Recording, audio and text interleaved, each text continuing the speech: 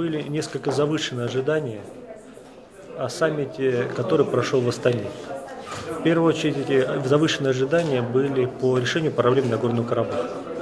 Было совершенно очевидно, что каких-то серьезных прорывов достичь просто невозможно. Если можно было договориться об обмене погибшими, но между этим и освобождением отдельных районов, которые оказались оккупированы, то между этим очень большое пространство. Сейчас реально ни Армения, ни Азербайджан не готовы к каким-либо серьезным уступкам. В то же время отсутствуют какие-либо возможности силового решения этой проблемы. Потому что если мы сопоставим военный потенциал Азербайджана и с одной стороны, и с другой стороны военный потенциал Армении и Нагорного Карабаха, Нагорно-Карабахской республики, то мы поймем, что решающего перевеса нет. Исходя из этого, любой конфликт, который может возникнуть на этой территории, он будет носить затяжной характер. На опыт, который мы имеем по разрешению аналогичных конфликтов, например, если мы вспомним операцию «Литой свинец», то мы поймем, что больше месяца никто воевать не даст. За месяц территории не освободить. И исходя из этого, если какая-то сторона попробует решить эту проблему силой, в результате мы получим консервацию ситуации, которая есть, может быть, при некотором освобождении низовых районов. Я думаю, это не в интересах никого, тем более, что обе стороны будут проигравшие. В первую очередь это отразится на лидерах обоих государств, которых обвинят в неспособности решить проблему Нагорного Карабаха, гибели большого количества людей.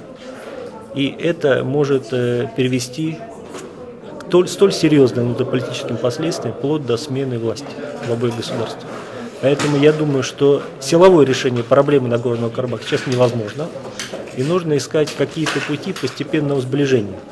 Здесь нужно сказать, что, наверное, можно рассмотреть вопрос об том, что должно быть вперед. Открытие границы Армении, например, с Турцией, или частичное решение проблемы Нагорного Карабаха. С моей точки зрения, наверное, открытие границы Армении с Турцией более реалистично. И здесь я хочу подчеркнуть, что вот в этом вопросе достаточно серьезное влияние могут оказать Соединенные Штаты Америки, которые имеют влияние на Турцию. По-видимому, России с этой стороны было бы крайне благоприятно установить какое-то взаимодействие с Соединенными Штатами Америки, вот именно по проблеме открытия границ. Если же говорить о решении проблем Нагорного Карабаха, я считаю, что Россия делает абсолютно правильные шаги в этом направлении, однако нужно понимать, что это та проблема, которая не имеет быстрого решения. Это долговременная проблема, надо решать ее постепенно. И самое главное, я считаю, что нужно. Самое главное, нужно предотвратить возможный вооруженный конфликт с обоих сторон. Если резюмировать. Если смотреть на проблемы Нагорного Карабаха, были некоторые завышенные ожидания, но в целом само по себе желание этой организации рассматривать проблему, проведение после 11-летнего перерыва саммита уже в Астане, это было большим шагом к тому, чтобы ОБСЕ стало более активно участвовать в решении региональных конфликтов. И не только в рамках Минской группы ОБСЕ. Наверное, можно было рассмотреть какие-то другие схемы решения проблем, положим, Приднестровья. И, наверное, в этом направлении может событие развиваться. Вы не первый эксперт, который, скажем так, испытывает чувство разочарования после этого саммита. Скажите, пожалуйста, каково будущее организации? Не ожидается ли какое-то реформирование, изменения? Вы знаете, все ждали какого-то серьезного реформирования, но понятно, что Казахстан не мог это сделать в силу огромного количества причин. Я думаю, что говорить о смерти ОБСЕ рано. ОБСЕ – это та структура, которая была создана еще в период блоковой структуры. Она недостаточно реформирована, она очень сильно перекошена в сферу гуманитарную, в сферу выборов. Она, по сути, не решает то, для чего она создавалась, то есть не решает проблемы региональной безопасности. Но из этого абсолютно не следует, что давайте мы ее распустим. Почему? Потому что вместо нее мы ничего не можем создать. У нас есть организация НАТО, у нас есть организация ОДКБ, но у нас нет организации, которая бы нас объединяла. Вот ОБСЕ – это одна из немногих организаций, которая объединяет разных партнеров. И с этой точки зрения ОБСЕ нужен. Другой вопрос, что, конечно, наверное, перекос в гуманитарную корзину, наверное, неправильный. Наверное, она должна заниматься ОБСЕ не только, если говорить о гуманитарной корзине, проблемами выборов. Да. Она должна заниматься тем, что защищает социальные меньшинства, в том числе в Прибалтике. ОБСЕ должна заниматься вопросом смягчения визового режима.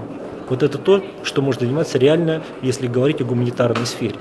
Но я считаю, что должна быть наращена возможность ОБСЕ именно в сфере безопасности. И здесь, по-видимому, то решение, которое было принято не рассматривать договор о евроатлантической безопасности, наверное, было неправильно. Потому что НАТО сейчас эту проблему рассматривать не будет. ОБСЕ могло бы хотя бы высказать свою точку зрения по этой проблеме, потому что сейчас что мы реально имеем? Мы имеем приостановленный договор ДОВСЕ. Мы имеем 4 государства-члена ОБСЕ, которые подписали соглашение об адаптации ДОВСЕ. Мы имеем, либо можем иметь, создаваемую систему противоракетной обороны, возможно, при отсутствии России и ряда других государств ОБСЕ. Мы можем иметь возможный конфликт вооруженный в отношении Ирана, который может опять же коснуться государства ОБСЕ. Мы имеем очень много проблем, где ОБСЕ могло бы сработать. И вот если мы могли бы нарастить вот именно проблемы участие ОБСЕ в решении проблем безопасности, то, наверное, можно было бы говорить о том, что произошло реформирование. Но я не ожидал, что Казахстан сможет за год реформировать ОБСЕ, но то, что сделал Казахстан, я считаю, это было максимально возможно в тех рамках, в которых оказалось председательство Казахстана в ОБСЕ.